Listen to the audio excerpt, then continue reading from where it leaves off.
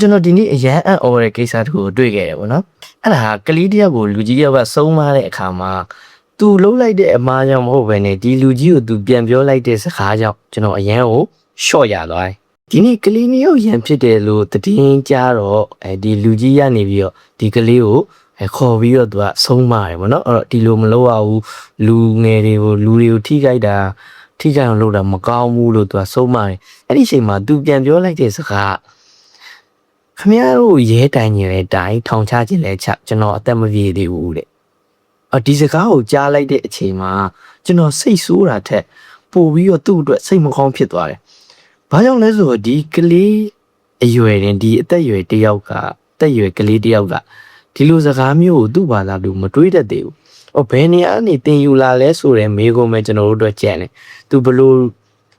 စိတ်ကူးနဲ့ပြောလဲဆိုရင်ဘသူကတင်ပေးလိုက်လဲဆိုရင်အတွေ့အကြုံကကျွန်တော်စီမှာကြံတယ်အဲ့တော့အတူပြင်အတက်တင်ဆိုတဲ့စကားကျွန်တော်တို့ကလေးတွေအတွက်အယမ်းမှန်ကျွန်တော်တို့ရဲ့လုပ်တဲ့အပြုမှုတွေကျွန်တော်တို့ရဲ့ပြောတဲ့စကားတွေကိုသူတို့ကအတူမြင်လိုက်ကြတယ်သူတို့ကအတက်တင်လိုက်တယ်ကျွန်တော်တို့ကလေးတွေကိုနားနဲ့တင်တာထက်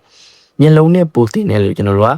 တတ်မှတ်လို့ရတယ်ဗောနော်သူကနားကြားတာတဲ့နားကြားတာကိုလိုက်လောက်တာတဲ့မျက်လုံးနဲ့မြင်နေအောင်လိုက်လောက်တာပိုများတယ်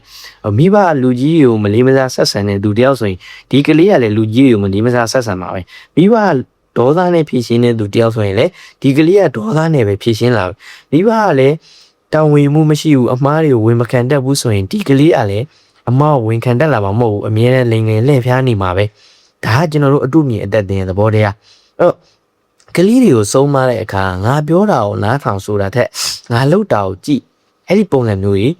ဖြစ်လာတယ်လို့ကျွန်တော်တို့ထင်တယ်ပေါ့နော်အဲ့တော့လှုပ်တဲ့ရက်ဒီမှားနေပြီးတော့အပြောနဲ့ပဲစုံမနေလို့ကျွန်တော်တို့မဖြစ်တော့ဘူးကျွန်တော်တို့လှုပ်ရက်တွေကိုလည်းကျွန်တော်တို့ကစုံမတဲ့အခါမှာပြုပြင်ရ